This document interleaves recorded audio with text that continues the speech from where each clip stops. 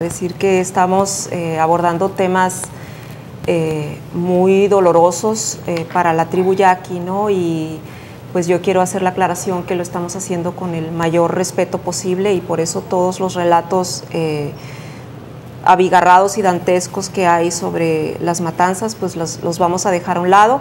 El que quiera saber más detalles, y además están narrados por un médico, ¿no? Con muchos términos médicos, pues yo recomendaría leer al doctor Manuel Balbás, ¿no? ¿Qué se llama el libro? Bueno, está compilado por el gobierno del estado como Recuerdos del Yaqui.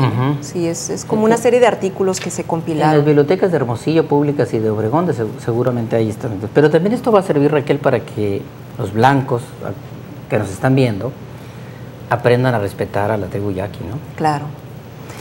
Sí, de hecho, esto que comentas me parece muy pertinente porque muchas personas se han acercado a mí para decirme: Raquel, yo no sabía lo que había sucedido en el Porfiriato, lo de la deportación, de la guerra de exterminio, y ahora me cae el 20, ¿no? Entiendo más la lucha de la tribu.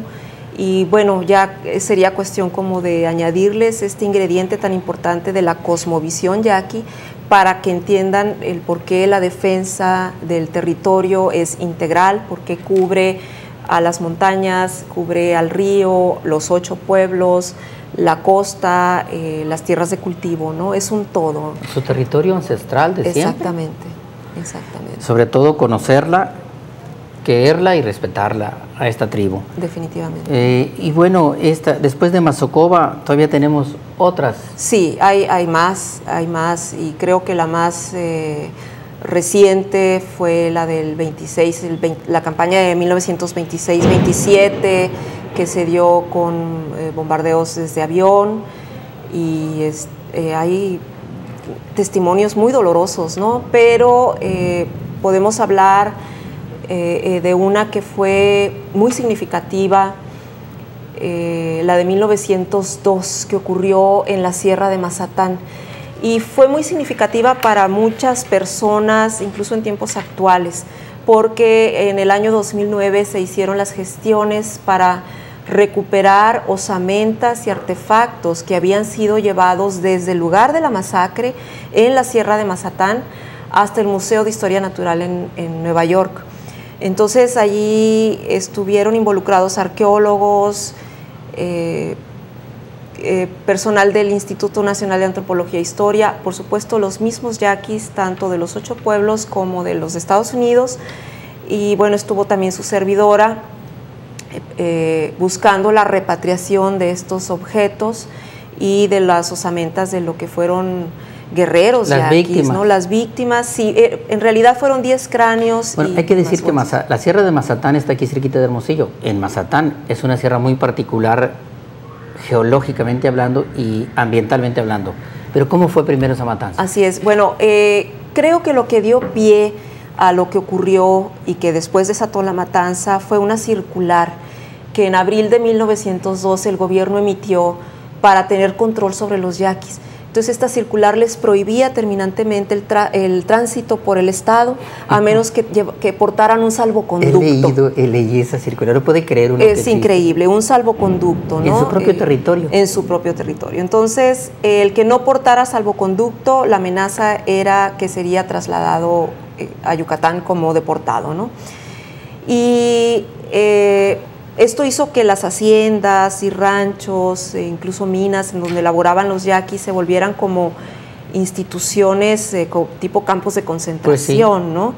Y tenía que haber una rebelión de los yaquis, y el gobierno de entonces, el gobierno del estado, Rafael Izabal, personificado en Rafael Izabal, habla de una insurrección generalizada, un levantamiento generalizado, porque se levantan los yaquis de la labor, de la hacienda La Labor, que era de en el río San Miguel, aquí al norte de Hermosillo. Exactamente. Todavía existe. Todavía existe, y se levantan los que están en San Miguel y en Codorachi, en Ures. Es un levantamiento generalizado, ciertamente. Y aquí nos sirve también para darnos cuenta de la comunicación que había entre los yaquis para poder alzarse todos al mismo tiempo, ¿no? Y ya una vez alzados, el ejército trata de repelerlos. Luis Torres, que encabeza las operaciones, solicita la presencia del 11º Batallón, que estaba apostado en Acapulco.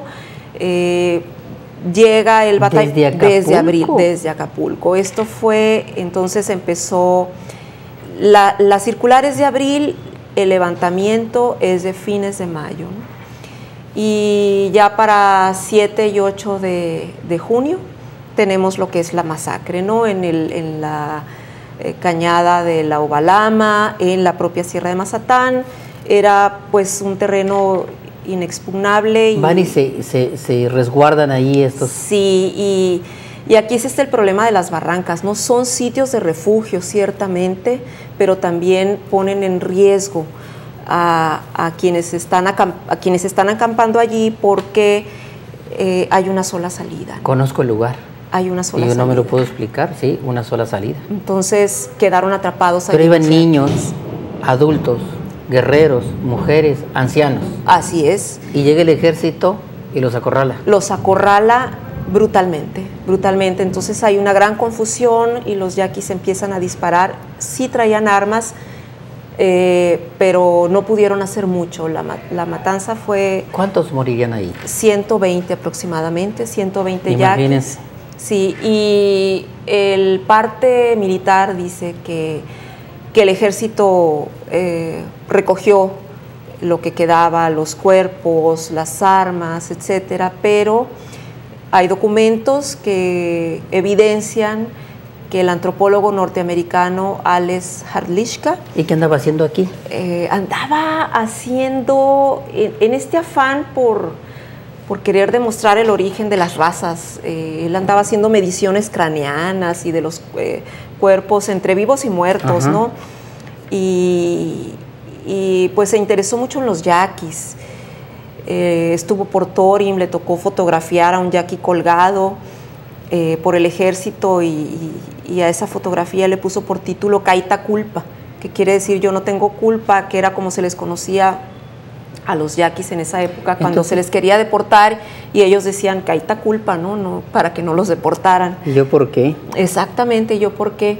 Entonces, este antropólogo de origen checo, pero educado en Estados Unidos, es el que hace la recolección. Recoge estas 10 cráneos y se los lleva a Estados Unidos para estudiar. Se los lleva en su diario de campo. También podemos encontrar una narración bastante bizarra. Él habla, por ejemplo, de que se sube al tren aquí en México, sí, y los soldados lo bajan porque ya su cargamento olía mal, ¿no? Creo que empieza a los hierve para limpiarlos, los guarda en cajas con arena, pero pues aún así, ¿no? Entonces, bueno, finalmente sí logran llegar todos estos objetos a Nueva York, y ahí es donde permanecen por hasta el 2009. Hasta el 2009. ¿En que se hacen las gestiones para que regresen? Para que se repatrien. ¿Y reciben Sagrada Sepultura dónde? En un lugar llamado Metetoma, que está muy cerca de Bicam, cerca de la sierra también, y allí se hizo una ceremonia, primero en Bicam, una ceremonia muy bonita, donde las mujeres, por ejemplo, estaban las urnas con lo que quedaba de las osamentas, y las mujeres yaquis llegaban y las acariciaban, ¿no? Estaban acariciando a sus guerreros, a sus defensores. Sin ser descendientes de ellos, sin saber, simplemente por ser de su tribu. Y se les hizo una ceremonia de guerreros. Danzaron los coyotes, además de los pascolas y el venado, danzaron los coyotes, que eso es raro, es una danza que no cualquiera la merece. Y pues se amanecieron, digamos, en esta ceremonia luctuosa, fúnebre, para sepultar a sus guerreros de 1902. Caídos más de 90 y tantos años antes. Así es. El misterio de Cajeme, los dos líderes más conocidos, ¿no? José María Leiva Cajeme y Tetaviate, Juan Maldonado. Juan Maldonado está en la Sierra del Bacatete, junto al cuartel militar ese, sí, que tenía el ejército. Ahí fue muerto y ahí fue sepultado, sí, por el propio ejército. Sí, pero fue muerto cerca del Mazocoba, por cierto. Ah, ¿muy lejos de ahí? Pues no muy lejos, pero sí está retirado. Sí. y traído. Sí, se lo llevaron al cuartel. Yo pienso que, bueno, recordemos que él perteneció en algún momento a las fuerzas irregulares, ¿no?, del ejército, pero yo creo que la intención de llevarlo allá al cuartel era evitar que los yaquis se quedaran con el cuerpo y que donde fuera sepultado se convirtiera en un santuario. Que finalmente eso resultó. Los yaquis repudian esa construcción que les recuerda a la guerra, pero ahí está el hacha Yowe, ¿no? ¿Y Cajeme? Cajeme, no, es curioso, pero Cajeme no ha tenido el mismo respeto de la tribu que tuvo Tetaviate por este papel que jugó antes como... digamos que Esquirol. Sí, alguien que estuvo del lado de los blancos, e incluso algunos suponen que pudo haber estado en la masacre de Bacum del lado del ejército, ¿no? No tenemos pruebas. Pero también para la intención eso. de no dejar huella donde está sepultado, esa era la intención también del ejército, porque se supone que ahí cerca de Cocorit, pero nadie sabe. Nadie sabe dónde quedó. Exactamente. El ejército mismo lo sepultó en un lugar desconocido. ¿No? Sí. Pero no existe esta devoción como la de Tetaviate, que acaba de pasar, por cierto, ahora el 9 de julio, hace unos días. Sí, de los pues fue en 1901 que murió Tetaviate, ¿no? Entonces estamos... Bueno, y la gente debe de saber que está prohibido entrar a la Sierra del Bacatete, ¿no? Sí, está prohibido, los yaquis tienen control sobre ella y bueno, en dado caso que se quiera visitar, habría que solicitar permiso a las autoridades tradicionales. Hay que hacer un trámite para que lo acompañen, llevarlo a estos restos de este fuerte militar donde está Tetaviate, que lo dudo mucho que lo dejen entrar. Tuve el privilegio de ser invitado esta vez, pero no pude asistir. Pero es fascinante entrar a esa sierra y conocer. Ojalá te vuelvan a invitar, porque sí, lo que se respira allí es otra cosa. Es otra cosa. Es un respeto profundo, y uno pues no hace más que guardar silencio para escuchar el propio silencio. Y ahí hay tumbas y hay ranchos adentro de la sierra, ¿no? Sí, se supone que la tumba del Sibalaume, que es otro jefe, Sibalaume, sí, otro jefe muy importante, está por allí cerca, ¿no? También, y se le rinde cierto culto, y van matachines, tropas de matachines también a bailar. Y las festividades en Semana Santa, y esta que dices de la Virgen del Camino también, pues la gente de Obregón, de Navojoa o de Hermosillo pueden llegar y pasar por ahí y asistir a esas ceremonias, que también es interesante que alguien les vaya diciendo en qué consiste, porque es a veces difícil, no se pierde, difícil de entender, ¿no?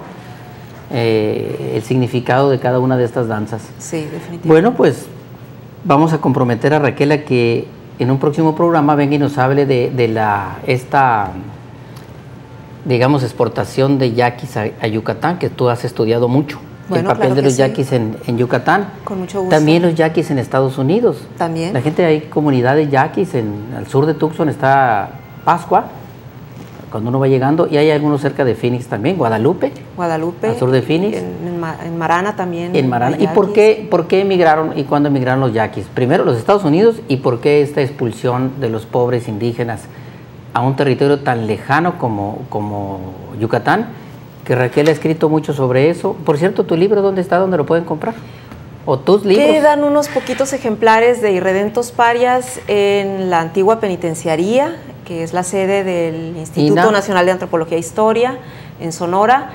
Y bueno, está Progreso y Libertad, los yaquis en la víspera de la repatriación, en el Instituto Sonorense de Cultura. Y el primero está agotado. Necesito comprar esos libros porque no los he leído, sobre todo Irredentos Parias. Bueno, pues con esto terminamos con este tema tan apasionante como es la tribu yaqui, origen de nuestro Sonora, a los que tenemos que reconocer y respetar. Nos vemos la próxima semana con otro tema en su programa Tiempos. Hasta luego. Gracias.